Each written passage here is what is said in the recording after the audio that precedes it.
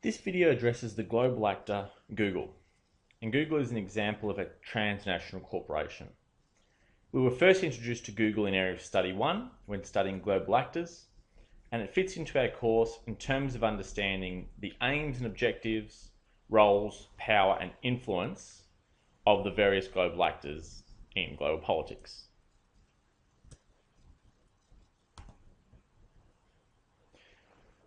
So as I said, Google is a transnational corporation. It's a company whose operations and investments extend beyond the boundaries of just one state and beyond the boundaries of the state in which it's registered. The primary aim of transnational corporations is to make profit, and they do this through control over trade and through foreign direct investment.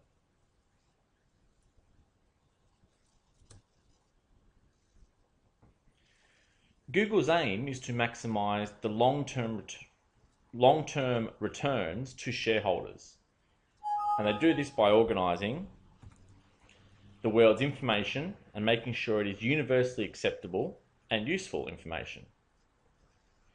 Its roles include organizing information and connecting people digitally.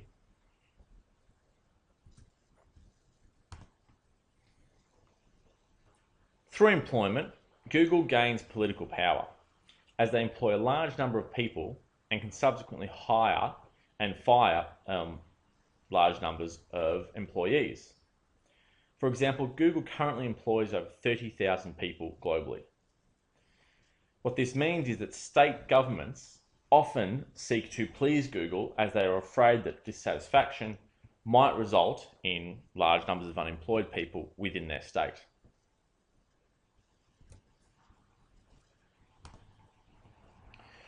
Through trade, Google also has economic power as they return money to the state government in which they trade and operate.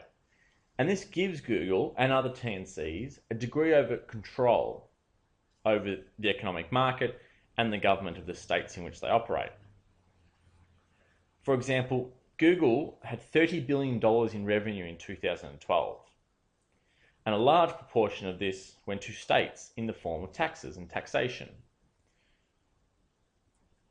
So through taxes, Google has power over states, as states may seek to please them in order to receive ongoing economic revenue through taxation.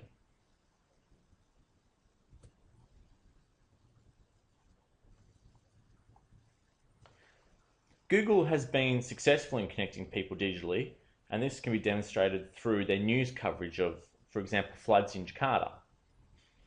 So these floods topped the search engine inquiries on Google, and this illustrated the heavy use of this search engine to look up information and its widespread influence over the way people seek information in Indonesia.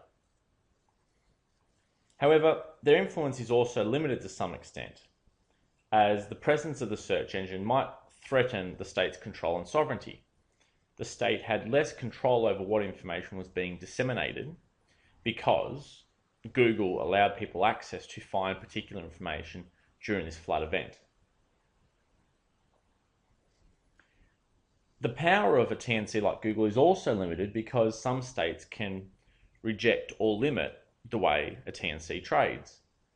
For example, China does not comply with all aspects of Google and instead puts in place censors and censorship.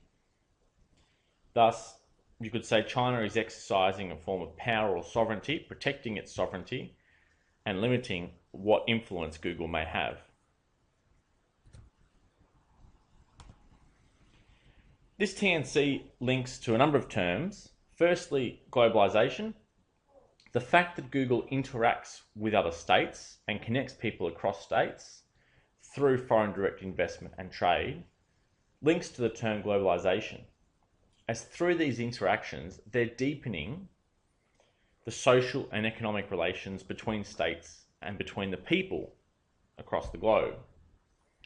This leads to the spreading of goods and knowledge worldwide and leads to the globe becoming more interconnected.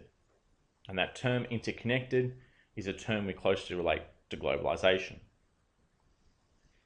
Secondly, we can talk about TNCs in relation to sovereignty. In recent years, TNCs have become increasingly powerful and increasingly undermining the sovereignty of a state because power is flowing to these TNCs like Google.